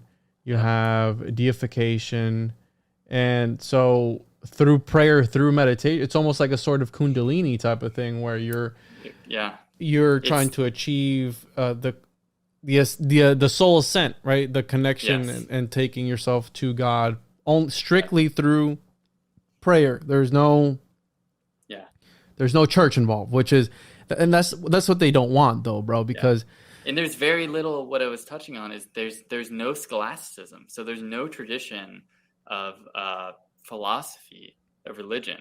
So in the Roman Catholic Church, you have St. Thomas Aquinas, St. Augustine, all these people who are monks who would sit there all day long for their whole life and ruminate on God and on theology. And we touched on earlier, but get in these like little philosophical debates on the details. Get lost in the sauce, and scripture, and they're just talking about dogma with no emphasis on the things that you just touched on, illumination and these processes. Eastern Orthodox Christianity has no scholasticism. There are no arguments going on about little details, and it's not perfect or something. It's just worth looking into because almost nobody talks about Eastern Orthodox Christianity, and it's huge. Most people in Russia are Eastern Orthodox Christians, and Greece too, and in Turkey for a long time. So it's not like some little thing.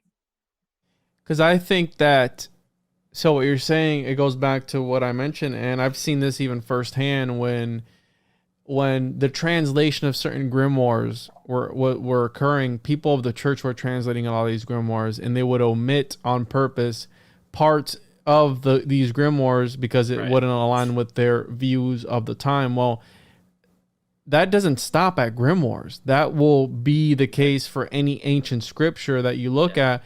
Well, how do you know it hasn't been filtered down? I mean, the King James version of the Bible, if you look at the history of King James, dude, come on.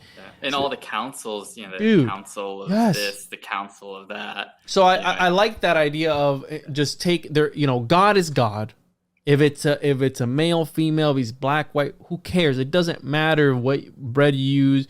But at the end of the day, bro, they want a brokered experience. They want to have that control. They want to they want to be the middleman. And that's why I'm saying I don't think a man has the credentials to tell you if you've been saved or not. You know what I'm saying? Like it's up to, it's your gnosis. It's whatever it is to you, that sacred knowledge to you, and your process of catharsis or whatever it is, of illumination, et cetera, that's on you and the deity or the divine or whatever it is. I don't think that anybody should be between that, and I think that's why, again, people start to, it's like the force. It's that's why sects like Eastern Orthodoxy, hesychasm, Gnosticism get censored. They get ignored.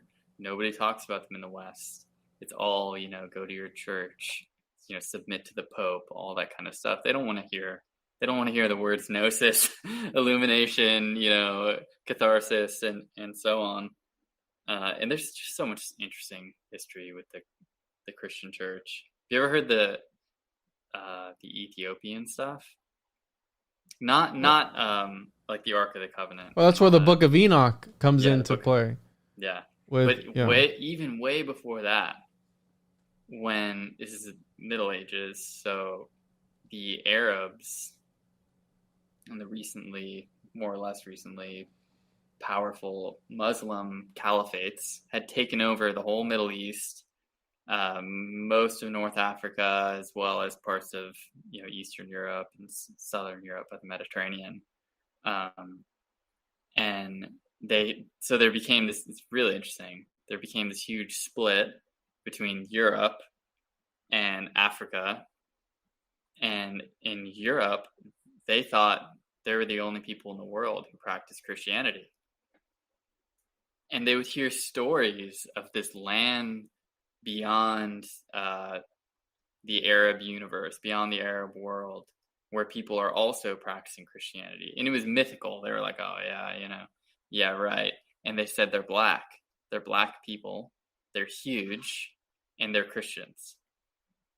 And, like one person, like every 50 years would come back from Africa and be like, it's true. Like there are, and it was like a folklore type thing. It was like, yeah, oh my God. Like they're and like by huge, is it like giants or what are you getting about? No, just like, like a great number of people. No, I just mean like the Ethiopians were super tall. And they're just like, very tall black people, which in Europe at that time was like, they'd never seen a black person in their life. And they practice the same religion as us. Interesting. And people would be like falling out of their chairs. Like, that is the most ridiculous thing I've ever heard in my life. And there's really interesting books on this because you literally have Christianity on two ends growing in its own little universe. So it's interesting to see the differences that happen. And when they came into contact with each other, it was fascinating to read about. Europeans and Ethiopians coming into contact, both of them Christians. Imagine, it'd be like an alien dropping down from the sky and being like, oh yeah, Pentecostals, like, yeah, we're in on it too, Mm-hmm. And your head would explode. Like, how did, of course it's pretty straightforward, the history, but it's interesting to read about. So what are your thoughts on that? Do you think it's like a universal type of thing, a universal force that's and everything? It just depends on how you tap into it, because if they weren't indoctrinated by the mainstream. Not by the mainstream. Yeah, the Ethiopians had their own version of like Coptic Christianity. Okay. So it's like an Egyptian, Ethiopian, African form. Yeah, of course it originated. And it's one of the oldest too. It's one of the oldest. Yeah. Mm-hmm. Mm-hmm. It is super interesting.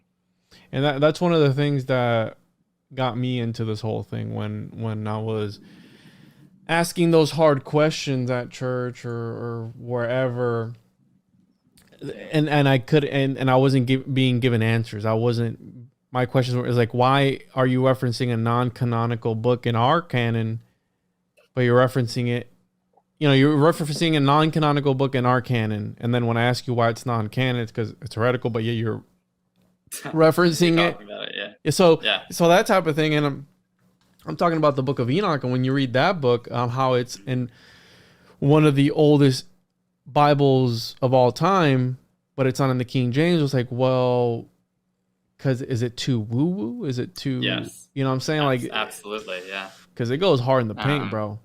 Yeah, and there's some interesting stuff with the Book of Enoch. And what's the other one? Oh, the Pistis Sophia. Mm-hmm. It's the Gnostic text. So the Pistis Sophia was in what language is it written in? It's in Coptic Egyptian. So the Pistis Sophia is written in an ancient dead language called Coptic, which is basically Egyptian using the Greek alphabet. Because of course the Greeks ruled over Egypt for periods of time. Mm-hmm. And it's written from way back. It's a Gnostic text. And it was found in the 1700s, I believe, early 1700s. Same thing as the Book of Enoch, around the same time. It's like a story of creation, but it's like behind the scenes type of thing where it's like it gives you the nitty gritty. It's like, you know what I'm saying? Like that, and that's what they don't want you. Because like one of my favorite apocryphal or either Nag Hammadi or Dead Sea Scrolls, whichever ones, because imagine how different, like that's the underground Christianity. Imagine how different. Untouched. Yes, unfiltered, because it wasn't filtered through the Romans. And I like to think of it like sometimes like, what if they were writing, like some sort of fan fiction or something, and they just wanted to keep it for themselves, and then they stashed it away somewhere, and some people found it. Do you believe that story, bro? How they found it? Like some people found it, they were burning it to like kindle their fire, and then I've heard about that. All the stories with the Dead Sea Scrolls and the other one, Nag Hammadi, and all those are hilarious. Because it was the same year, I think either Crowley or Parsons was doing some funny stuff, and they were found. I think it was. I forgot what. Really? Yeah. It was like near something occultic was happening. Like the Nag Hammadi was being discovered, then the Dead Sea Scrolls came later. Yeah. But it had the book of Enoch and the Pisces Sophia were found within, I don't know, maybe 10, 15 years of each other, something like that. Yeah, both in the early 1700s. The weirdest part about those is they're both in dead languages. So you said it, but the Book of Enoch is in Ethiopian. It's in ancient Ethiopian, which nobody speaks, and definitely nobody can translate into English, or at the time it was found. And same thing with the Pisces Sophia. Nobody could translate Coptic into English because it's dead. Some people may have understood it, but they definitely couldn't translate. And it was decades before they could translate them in the 1800s. But this is where it's interesting, is that the secret societies like the Masons, Rosicrucians, and so on, their societies started showing signs in their rites and rituals and practices and symbols that they understood what was in those texts. So the texts were found and they were put on display in England in museums, both of them, Book of Enoch and Pisces Sophia. And then before they're translated, in the secret societies, we see, this is 1700s, so think, George Washington, Freemasons in America, how Egyptian they were. And they started taking on aspects of things that were in these texts when the text hadn't been translated. So it raises the question, how were, is it some just synchronistic thing where, they started doing things that were totally mirroring later what we know the texts say when we translated them afterwards in the 1800s? Or were they able to translate them? They had preserved knowledge. Or, that's probably the only other option. Either it's synchronistic, there's some sort of unconscious type thing that they're tapping into, or they really do have a lineage that goes back to these cultures in Egypt, and maybe even further back to where they were able to they could go to the museum and look at the Pisces Sophia and be like, oh, I know, we have that knowledge preserved. We can translate it before the public can translate it. Yeah. So what do you think is going on there? Because it makes me think of, what's the book that John Dee allegedly had that nobody was able to decipher? The Voynich manuscript. The Voynich manuscript, where so the reason I bring that one up is because. Have you heard the story of how that was found? No. Oh my God, dude. It's, I haven't been able to find the primary text on this. Because I know it had to do with like Rudolph II, but the thing about that text was that we both love we both love that period of time. Oh yeah. So Prague, the idea of this text invoking a change within people when they read it, almost like if the pages are made out of some sort of poison or something. Well, it's making me think of, because you're talking about these texts having some sort of metaphysical effect, like in some which way, like where they're affecting reality. Yes. And so what do you think is going on there? Do you think it's like something that's tapping into like the Akashic records and their DNA? Right. It could be something like that, where it is, I'm a Jungian, so I use the term collective unconscious, but Akashic records, same exact thing. And it could be some sort of symbol that, like you said earlier, when you unlocks see something, a symbol unlocks, it just turns the gears. What the fuck? All of a sudden the Masons are just like, oh yeah, like obelisks and Egyptian stuff and all. And, we understand they're doing rituals that are in, the Book of Enoch, or, things that are in the Book of Enoch before we could even translate them. Yeah.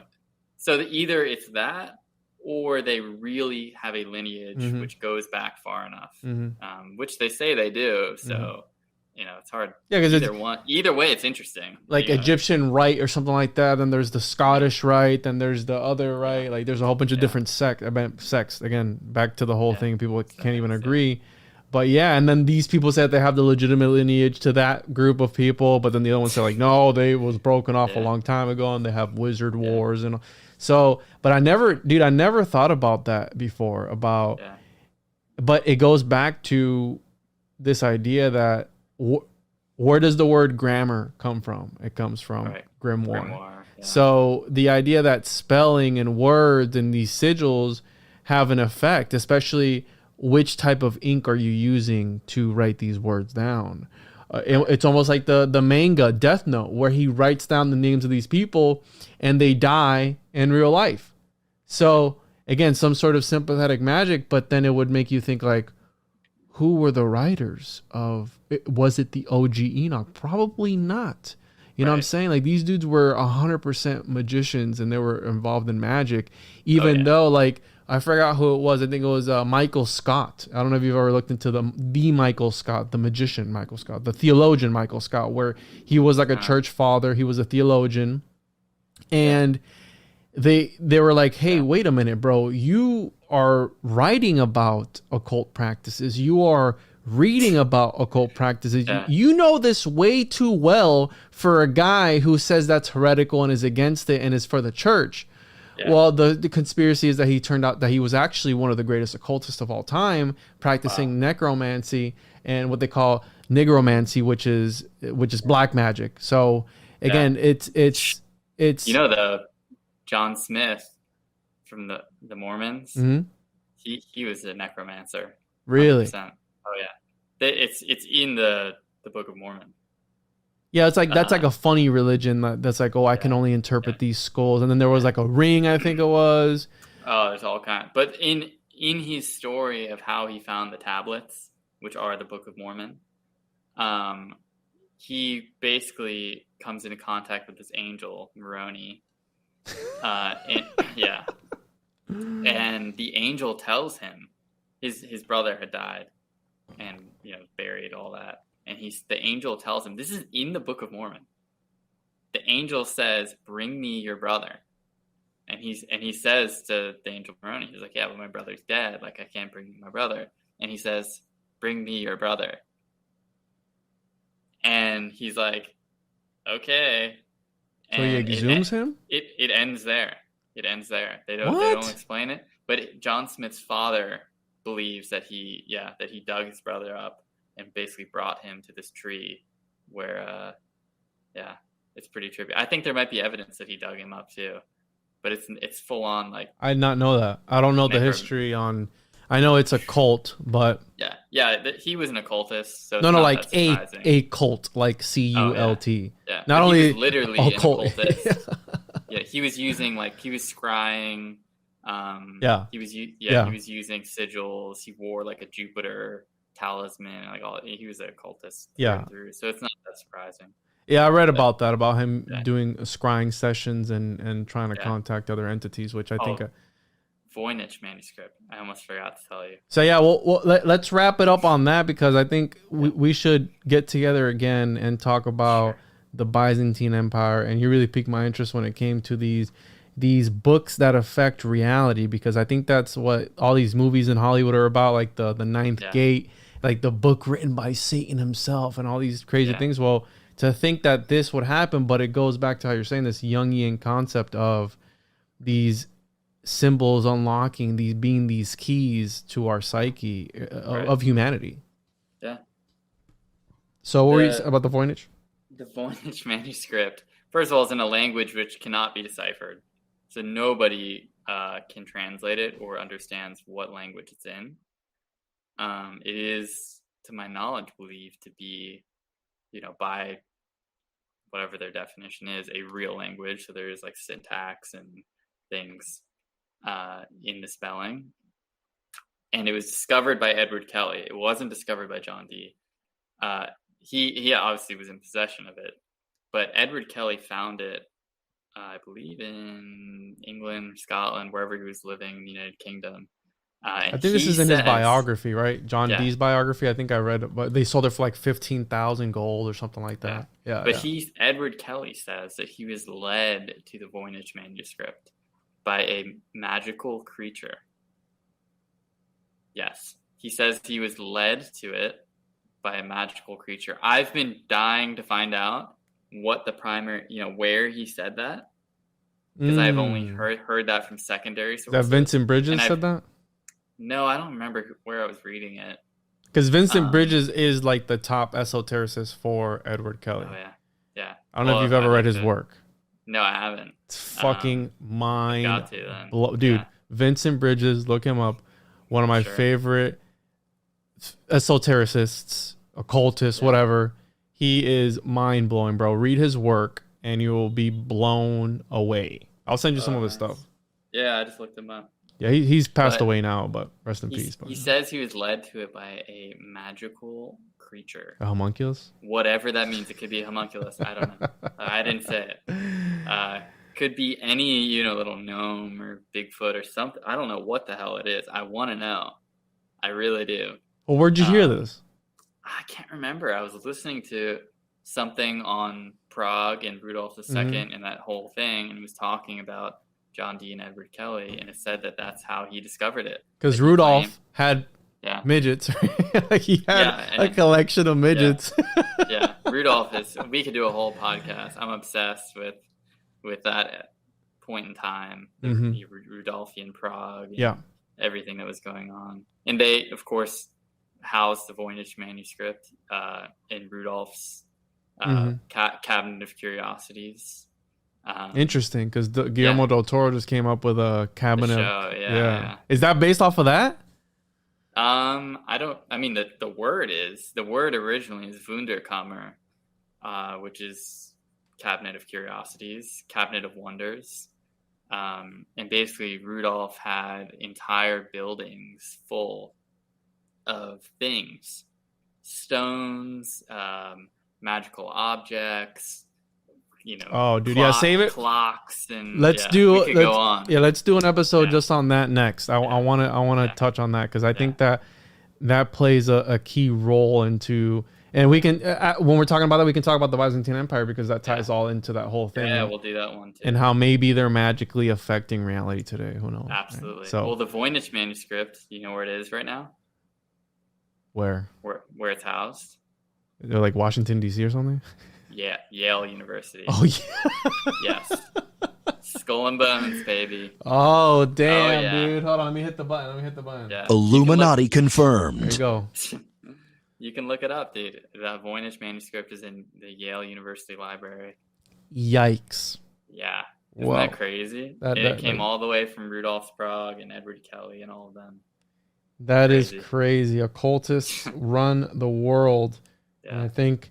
Yeah, let's wrap it up there, dude. We'll do it definitely. Sure. We'll do, and I'll invite my friend who also fascinated by Rudolph II, and I did buy that book from your store, Rudolph II. Yeah, I remember. Yeah. So, yeah, dude, let's get together again. I really enjoyed this. I think we touched on a lot of things. A lot of new ideas were brought forth, and we'll dig into Edward Kelly. I'm going to be doing an episode on John Dee, so I think I know enough about Edward Kelly to be dangerous, but I'll do some more digging to see because again, he was one of the greatest alchemists of all time, and one of the purposes of a homunculus is to find buried treasures. And it could have. John Smith was a treasure seeker too, the founder of Mormonism. There you go. That was his actual profession.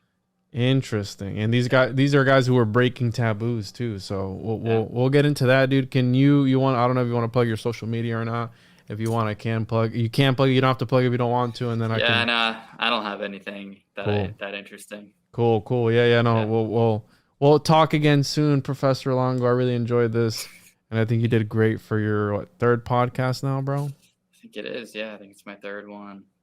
Awesome, dude. Big time now. Yeah, you're a big podcaster, bro. Big pimpin'. Dude, thank you for coming on, bro. I really appreciate you. Yeah. And I had a lot of fun. We'll do it again very soon. Yeah, thanks for having me, man. For sure, bro.